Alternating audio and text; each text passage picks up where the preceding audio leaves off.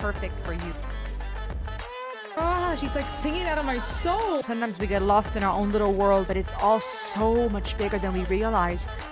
Hey everybody, welcome to the Ultimate YouTube channel. We are all about world music and psychology. My name is Rosalie Elliott. I'm really happy you stopped by. I've got loads of new content for you this week. I'm excited to explore it with you as we're going all around the world on these musical rides to listen to music as we get to experience it again for the first time, sometimes revisiting things, music around the world that you may have no idea is out there. I constantly am fascinated how much there is to explore, where we have our mainstream music and the things that play on the radio, and you'd think that's it. But then you go around the world and you explore these artists that have millions and billions of listens, and it's like, wow, I didn't even know this person or this artist existed, and I love being on these rides with you. I have been asking you what type of music from the 60s, 70s, and 80s I should be listening to, and you have been giving me awesome feedback. And as I'm working my way through your responses and through the answers, just buckle up. Bob Seger. I got the suggestion of checking out Bob Seger, one of the greatest rock artists of all time. Do you agree with that? What do you think? What do you know about Bob Seger? Let's find out. He is from Detroit, Michigan. Detroit native, pursued rock and roll stardom for years before getting the recognition he deserved. The underrated star relentlessly delivered rock anthems and ballads with equal power, cementing his status as one of the best rock vocalists of all time. And this is rockhall.com, Rock and Roll Hall of Fame. Okay? I don't know. I'm tempted just to go with what many people have listened to. Sheesh, old time rock and roll, 122 million views. Let me go with Like a Rock. Subscribe and tell me what else to check out. What do I need to know about Bob Seger? Who is he? What's happening? And why is he considered by some as one of the greatest rock musicians or rock artists of all time?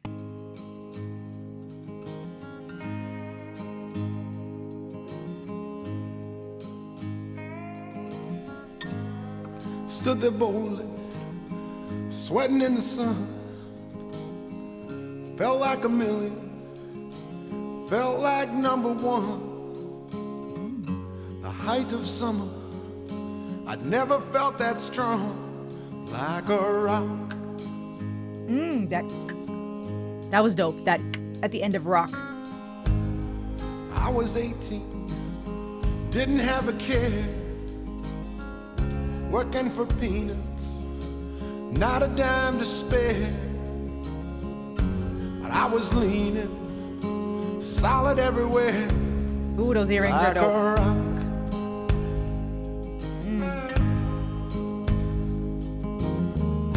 My hands were steady, my eyes were clear and bright. My walk had purpose, my steps were quick and light.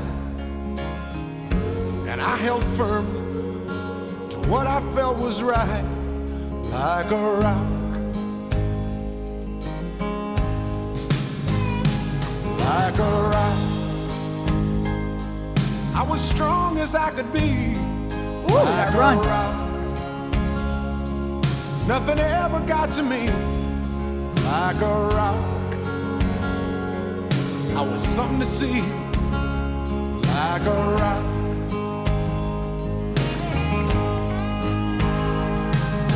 Stood arrow straight, unencumbered by the weight of all these hustlers and their schemes.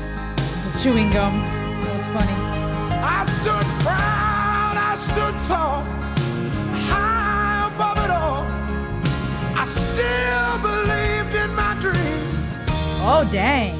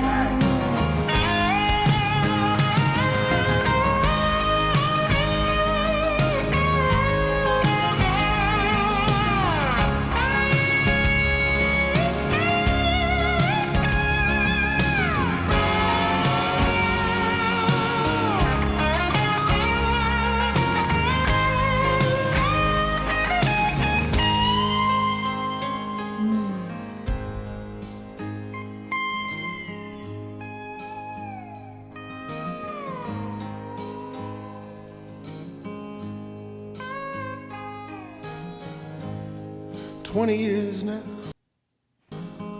Where'd they go? 20 years, I don't know. I sit and I wonder sometimes where they've gone.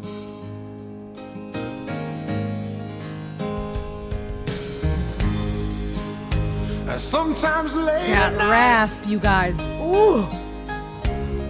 oh, when I'm bathed in the firelight,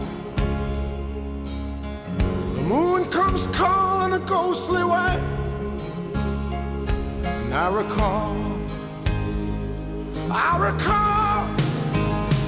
like a rock, standing arrow straight, like a rock, charging from the gate, like a rock, carrying the weight, Oh. like a rock, Oh, the lyrics. Ooh. oh, like a rock, the sun upon my skin, like a rock, hard against the wind, like a rock, I see myself again, like a rock, oh, like a rock.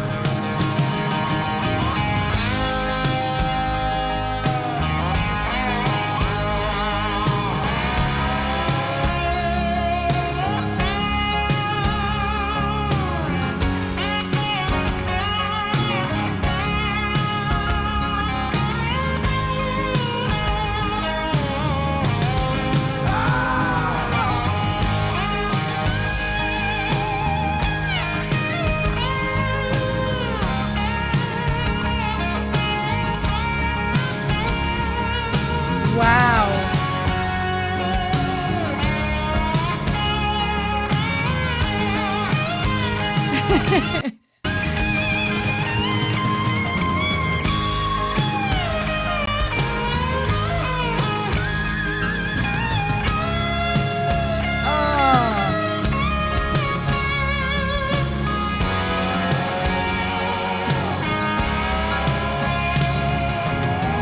Wow. That open road, driving off into the open road. Ooh, we got lots to talk about. Dang. And here I was thinking, all right, I'm going to listen to this. I'm going to try just to, get into some of these suggestions since I asked for songs that are good in that era, 60s, 70s, 80s. I'm going to try to bring some of that, and see if I can like it or not. But I never know what I'm going to get, right? I might react to something and go, wow, this is amazing. And a whole new world is opening up like I've been experiencing with Led Zeppelin, where I'm genuinely amazed at the musical abilities. And this is a very new field for me.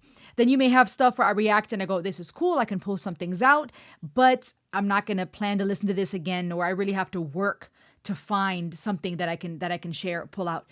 Guys, I think I may have reacted to or brought to this channel when I was doing a Christmas special about different songs from around the world that are holiday themed. And I think I may have at one point listened to something by Bob Seger that was holiday related. Okay. But so the name, if someone were to say, have you heard of the name? I'd be like, yeah, I've heard of the name, but I couldn't tell you what, where, who, and how. Right. I know he is, I guess I could say my parents' generation, right? A rock artist. That's about it. It's not something I would want to listen to. It's not something where I would have been like, yeah, this is an artist that I want to add to my playlist at the time. And when I looked up which song to react to with you guys, because that was one of the first suggestions that came in on my community post, I thought, okay, let me give it a try. Maybe I can find something here. This song is absolutely beautiful in regards to, psychologically, in regards to what life is about and this season of life that we all, if we're fortunate enough to live that long, that all go through. And we'll talk about what I mean in just a second. The musical composition is dope. That electric guitar solo, ooh, he was singing. And to me, I thought of grief and sadness. At the same time, it felt like a celebration. My mind went to both of those feelings. We're celebrating life. We're celebrating memories of youth and the good old times, but we're also grieving. We're also crying a bit. We're also pondering, right? That's what life is. There's often a dichotomy, this duality between joy and sadness, excitement and nostalgia, etc. Okay?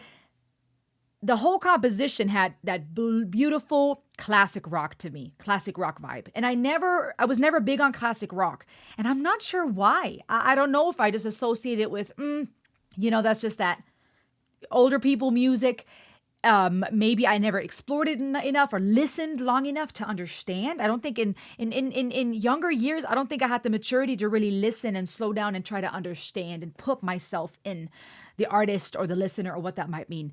I find myself now in the season of life I'm in now, in this in-between where I no longer relate to people in their 20s, early 30s, where there's still certain elements that where you're trying to figure life out, or you're still searching for that spouse, or you're still going out a bunch and you're still living a certain aspect or having a certain mindset.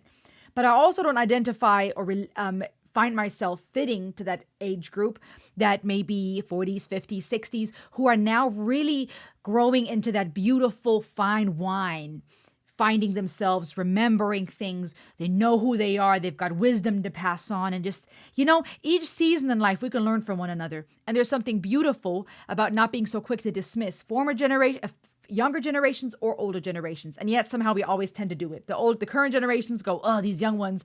And then again, our parents and grandparents said the same thing about us. And there's reasons for that when it comes to our own existential fears. Just in short, some of that I believe would be because we don't want the next generation to ruin what we've worked so hard towards, right? Our legacy is part of how we deal with our death anxieties and our existential fears and desire for purpose. So if a young generation comes along and changes all of that, dismisses it and says, we're doing this differently, this directly ties to our identity and our sense of existence. But in the same turn, the young generation looks at the older ones and goes, we got to change something. What you've been doing doesn't always work.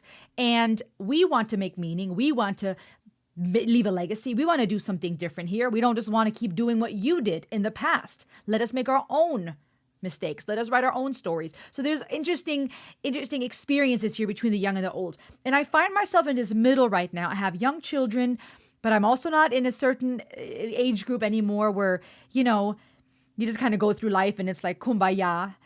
There's this middle that I'm finding myself where I'm appreciating something like this very differently, even though I'm not quite there yet. And so I would like for you to share, if you are a Bob Seger fan or you are familiar with some of this classic rock, talk to me. What does this mean to you? What did it mean to you then? And what does it mean to you now? Because I have a feeling, and correct me if I'm wrong, that there's a difference between how you listened back then and how you're listening now. And all these years that he's been developing, he's been changing. He's an organic living human being, right? His music, his personality, his thoughts and ideas that come through in song have changed, and maybe yours have too. Okay, so the musical composition, classic rock, it's got that beautiful singing that the electric guitar is doing, the drums, the bass, all these instruments that are carrying it through with that classic rock vibe to me. But then there was also elements of that bluesy, jazzy vibe. And that to me added a lot of the emotion. And when I think of blues, just naturally, because the word feeling blue often implies this idea of sadness, I often think that bluesy music creates this, not necessarily sadness, but this tap into emotions, right? When you listen to blues, sometimes you can really get into nostalgia, emotions. You get deeper into some of that. And so I feel like those flavors here were adding to the musical composition. Then you hear his voice, and oh, my friends, not being familiar with Bob Seger, I am thinking, dang, that rasp, the way that his voice just opens up, the way that he would hit those high notes with pristine precision and yet still bringing in that sultry rasp. I mean, ooh, it was like this smooth whiskey, but yet it had this, I don't know, like as you're drinking a smooth whiskey surrounded by rugged trees as the sun is beautifully setting. I don't know. I like to describe voices with like different things. Okay, so the musical composition, like, okay, this got my attention. I'm impressed. But the lyrics blew my mind. And the music video was beautiful to go along with this. When I saw the title, I thought, okay, maybe this is something connected to rock music, like a rock. It also makes me think of Solid as a Rock, right? It's it could mean different things, okay? But then the lyrics proceed and the music video goes along with it. And you have these young people in the car making out, living life, having fun, dancing, giggling, being beautiful, right? The 80s look is how I perceive that. The earrings and all that style. And then the more mature, seasoned men playing the instruments by the train. And the imagery here was so poetic and so profound as the train was separating both the young ones, the young kids, and the more mature people. And a train, to me, often implying also this journey of life, right? That train we're on, it keeps moving, and it's in between them, and it's rolling. It keeps rolling. It keeps going. And these young kids are watching. He's looking back over, and they jump back in the car and take off. And then he gets into his beautiful classic car and drives out into the open road. And that could be seen psychologically. I would interpret that as perhaps him going on to his own journey for the rest of his life. Is this an idea of the open road as in driving into freedom, into eternity, into peace now as we, work our way towards death and that open road and that, undefined direction that we're going in? It could be him releasing the past, fondly remembering his youth, waving it goodbye, so to speak, even though he wasn't waving, and then making his way onto whatever the future holds, an open road, right? The world is open for all of us. Now, for some of us, we may have certain opportunities that have not presented themselves yet to some others, but we all get to decide each day where we're going to go, what we're going to do. We all have a choice to say yes or no to the things around us, the things we've been entrusted with, the decisions we've made. And so to me, I love how this open road is before him, because him and his classic car implies he's lived a life. He's done some things. He's lived those years of youthful bliss.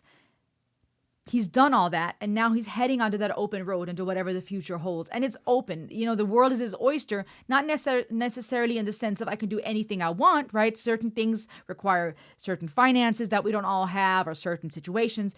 But we get to still choose. We get to still write the rest of our story from here on out. So it's very hopeful to me. It's not looking back at the past and going, oh man, I wish I could be young again. It felt like he was smiling. As he was watching them, his face went from a serious expression to a subtle smile. And I thought that was beautiful too, because we find ourselves grieving things and we don't even realize it. At times, we don't have to experience the death of a loved one or a severe diagnosis or something very finite and terminal to grieve. We experience stages of grief throughout life because we're constantly losing things. We might grieve the loss of our youth. We might grieve the loss of a love through a divorce. We might grieve the what ifs and the shoulda, woulda, couldas. And we work our way through these stages. And so to smile back at the youth across the tracks, to me, it feels like this place of acceptance, smiling, remembering fondly, but being in so much peace that he can now drive off into the sunset, if you will, on this open road.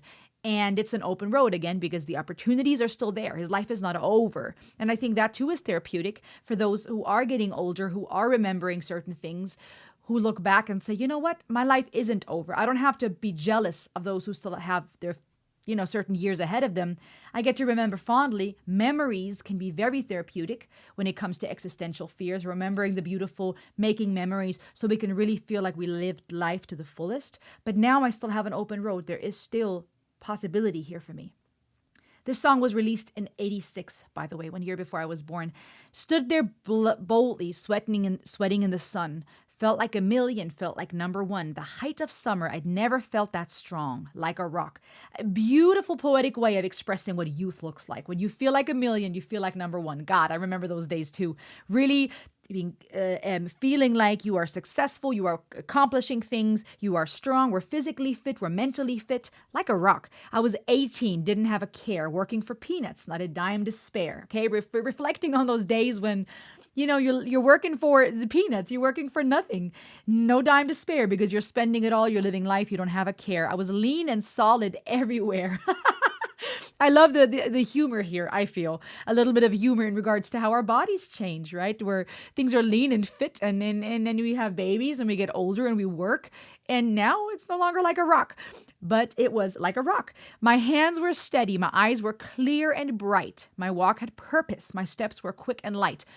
again, very youthful here, when we know where we're going, right? As young people, a lot of times there's this purpose. We know what we want to do, more or less. Even if we're not sure when it comes to career or exactly which degree or who exactly we're going to marry, there's still a purpose. I do want to work towards a career. I do want to find a spouse. I do want to, have fun. Even if it's just about living day to day and going to parties, and for some there's no purpose in the sense of I know what I want to be when I grow up, there's still a purpose. I want to have fun. I want to live life. I want to get what I want, etc.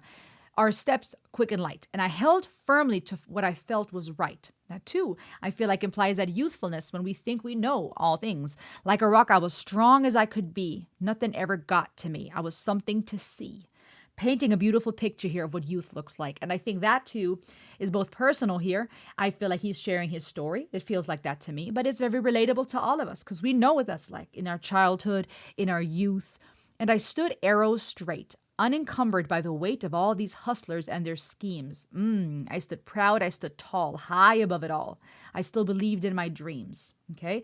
Now the language to me, as I'm perceiving it, is changing just a little bit. There's still pride. There's still all this strength that you find in usefulness, unencumbered by that burden, that weight of the schemers and hustlers. I still believed in my dreams.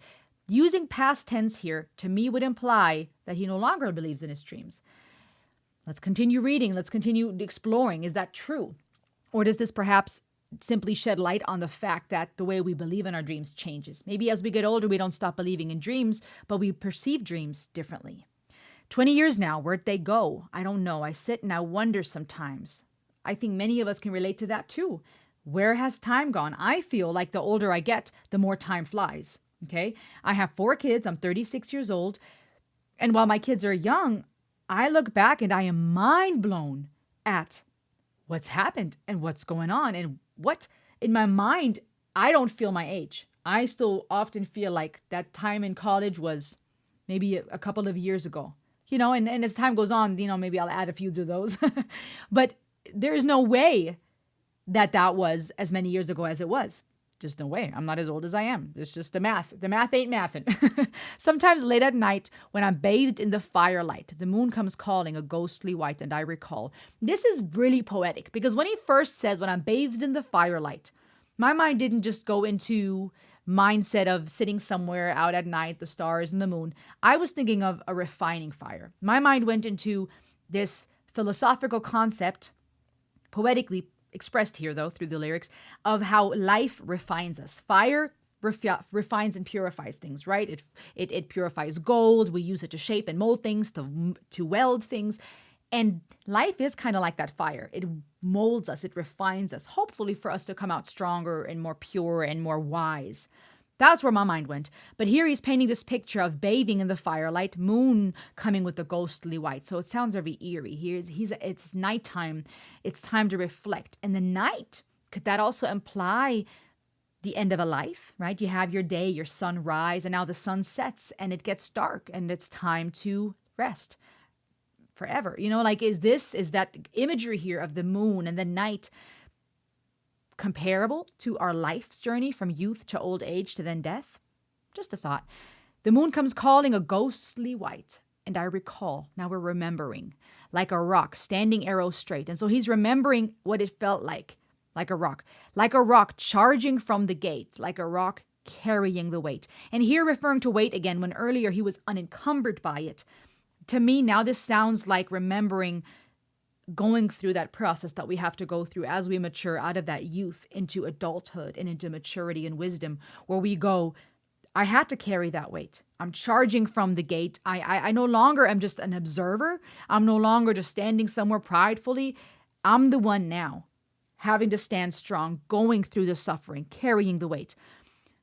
That's how I'm interpreting that. Like a rock, the sun upon my skin, hard against the wind. Okay, hard against the wind. I feel like that also depicts life, because life comes at us like a brutal wind, and it's hard. It's not always this gentle, gustly, right? And our hair is just blowing and we look photo perfect. Nah, man, it's like the wind's busting us left and right, throwing us around, and we're like trees going, oh, shit.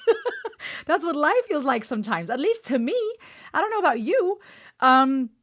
It's hard. Hard against the wind, like a rock. I see myself again. Oh, and I love this. I love this because he is recalling. And at first I thought, okay, is he recalling his youthfulness again? But I feel like that was the first part of the song. The second part here, to me, I feel like it's reflecting on how he stayed strong. The youthful rockness, that's not a word, was more this place of being unencumbered, unfazed, young, proud, excited, understandable. There's nothing wrong with that. Sometimes in our age, we forget that we too were in that point and we look back and go, oh, you just don't know the hardships, right? We look at younger people. What do you know? What are you talking about? I might get that in the comment section in real time. Oh, there ain't no way. You know nothing about life. What do you mean you've seen suffering? Ha, ba, ba, ba. Ha, ba, ba, ba, ba. That's how I imagine trolls to sound. Ha, ba, ba, ba, ba. But we do that. We forget other people's suffering. I've done it. I've been a hypocrite plenty of times. I get mad at things people do in traffic, and I've been there, done that probably. No, I'm kidding. I'm perfect as a driver and in all things in life. I'm kidding. Obviously, I make mistakes, and I've been a hypocrite. I've judged people for things I've done. And we do that. We look back at that youthful rock-like pride and go, ugh, who do you think you are? You know nothing about what a life. You just wait, right? Gosh. We don't know what we don't know. Let people have their, youthfulness. Life will teach them. That wind will come hard and that sun will bust the skin, right? That's life. The sun on our skin, the wind against us, opposition, but still beauty. I feel like this is also beautiful because the sun on our skin can be warming. It can give us a beautiful tan. It can make us feel cozy and relax on one holiday, but it can also burn our skin and cause wrinkles, right? It cannot cause disease, right? Cancer. It can harm us. The sun and the wind are beautiful things and elements in nature that are important and necessary for us to live, and yet they can harm us. And that's life, right? That's life. The things we need to live, air, sun, water, can also harm us if it's too much thereof. And because life just goes like that sometimes. And to hear, reflect, and say, I was carrying the weight. I went through that wind and the hardships. I see myself again like a rock. And I find a duality here, a poetic, beautiful duality. On one hand, to say, I remember myself like a rock. I recall that I see myself again standing there strong. But even more so, perhaps, saying, I'm a rock. I'm a rock. I've gone through all of that. I'm recalling, I'm remembering, and I see myself and I realize I am a rock because I've done it. I've lived through that youth. I know what it was like making out in a car and jamming and having fun and having a good time, youthful bliss and unfazed by whatever the world may have to offer. I'm watching across the tracks as this train of life is passing me by. And now I smile, I accept, I process, I recall, and I drive off into that open road. And as long as we're still breathing, friends, that open road does not imply death. Eventually, that's where we're all headed. But if you're still listening to this, however old you may be, however you may be struggling with existential fears, or you may find yourself struggling with letting go of the past, forgiving yourself, or wondering, well, what now? My kids may not need me. My grandkids, do they need me? I have none of the above. What's my purpose, right? I don't know what this song evokes in you or these lyrics, but be encouraged that if you're still breathing, that road is still open. There is still possibility for you to choose whatever career, to find love, to make wise choices, to be happy. Even if it's as simple as going outside and letting the sun kiss your skin and feel that wind a little bit, hopefully not hard against your face. To live life, to get into that car and to drive on that open road. It's open. The possibilities are still there as long as you are alive. To say, you know what? I want my death to fall on the last page of my book because I lived life so fully that there's no pages left. When death comes for me, I'm not going to be afraid. I don't have to be afraid to go because I have so many memories and I lived life to the fullest. I think this was phenomenal.